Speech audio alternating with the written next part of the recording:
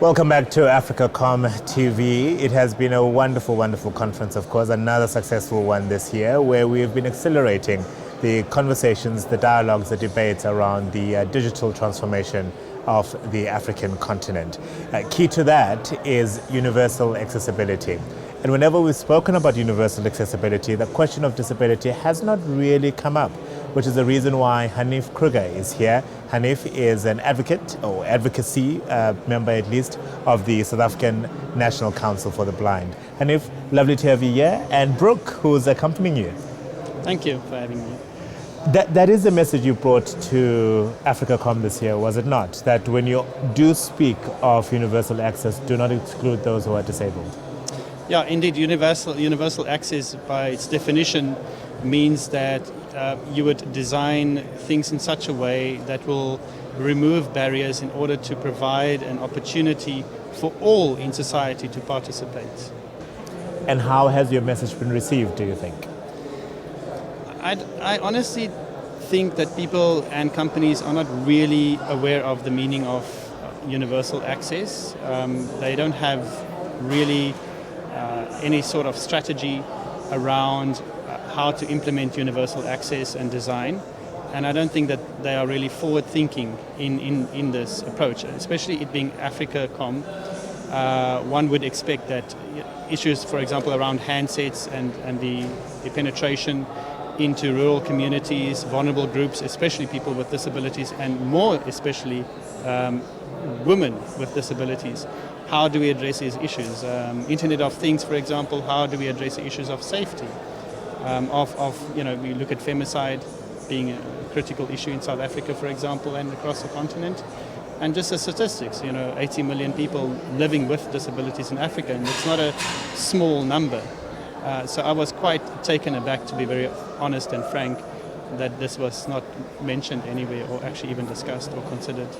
And I suppose there's an opportunity, isn't there, for it to be included as perhaps a panel discussion, even a whole stream on its own in future AfricaComs. No, indeed, that's why I'm here. I'm not here to fight with anybody. I'm here to serve as a reminder and to say that we have a voice, because we have a slogan amongst the disability community, which is nothing about us without us. Yeah. So, meaning that I wouldn't want somebody from a company or anywhere else to decide what they think might be good and suitable for us. The whole, even customer experience, should include our input as well. Do we have examples where technology and innovation, I suppose, has included people living with disability in realizing solutions to a broader society?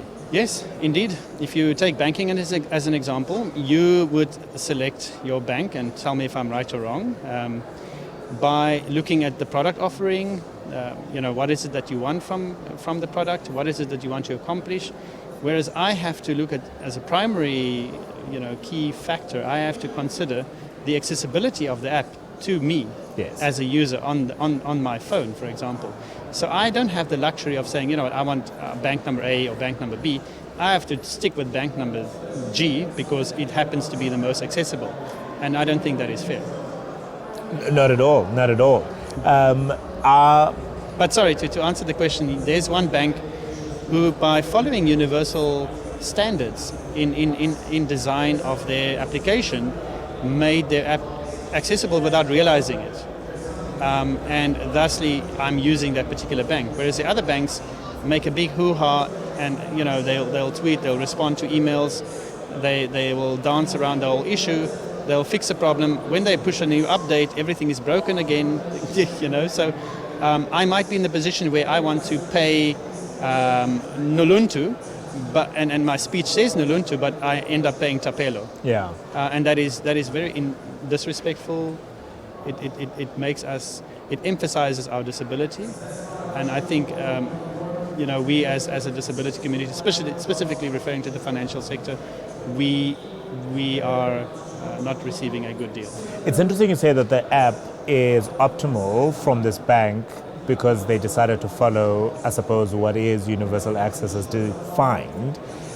Did they do that, do you think, because they were realizing a potential client base that is wholly underserviced at the moment? Or were they doing it because it was the right thing to do and as a result find you as a client in the process? many of the companies, including the cell phone companies, I believe, use external companies to do their coding for them. Yeah. This particular bank does it internally, as far as I know. And the fact is that in your different software development kits, SDKs, there are chapters and chapters dedicated just to accessibility and universal access and design. So what this means is that the coders who programmed and coded the app for this particular bank knew what they were doing. My belief is that you as a company, you should have it in your terms of reference when you ask for something to be developed or designed, or even if you have your designers and coders in-house, they should conform and they should be able to program something in such a way that it is universally accessible. And also just the stigma around designing for universal access doesn't mean it's aesthetically unpleasant and displeasing to the eye. It could still be. It's just an underlying code that needs to conform.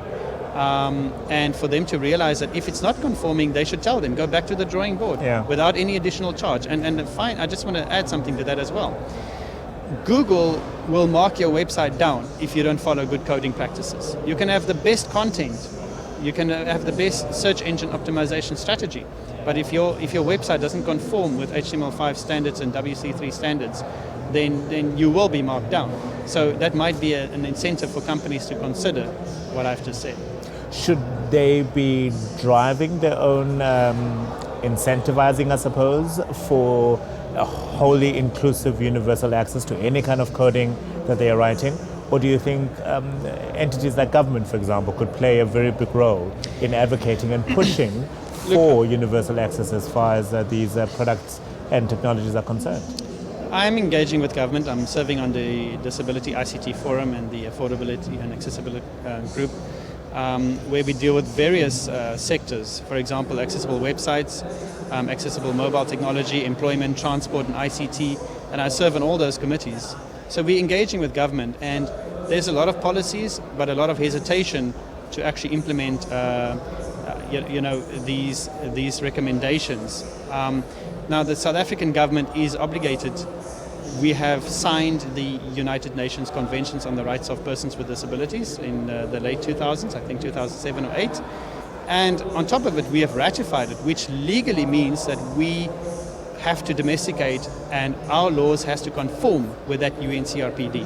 So it's illegal actually to have laws in place because the UNCRPD would supersede any of our laws as we have ratified that particular legislation. So, coming back to the universal access, I feel private sector should step up and not wait for government. It's a good business decision. It's a good business strategy. If you include universal access as your foundation for any product or service or user experience, if you roll it out from the outset, you'll be including elderly people, the current generation that will be upcoming, middle-aged people that will be becoming old, and people with visible and invisible disabilities. And as opposed to saying that, we've got a special product for you. So my phone, I use my phone.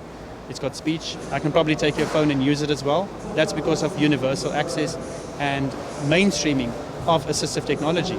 You could give a phone to somebody who's partially sighted. You can activate magnification, text to speech.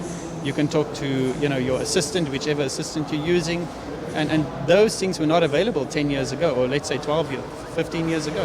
15 years ago, you had to buy a phone, and on top of that, you had to buy software to enable you to use that phone. Software that maybe started from 3,000 Rand upwards.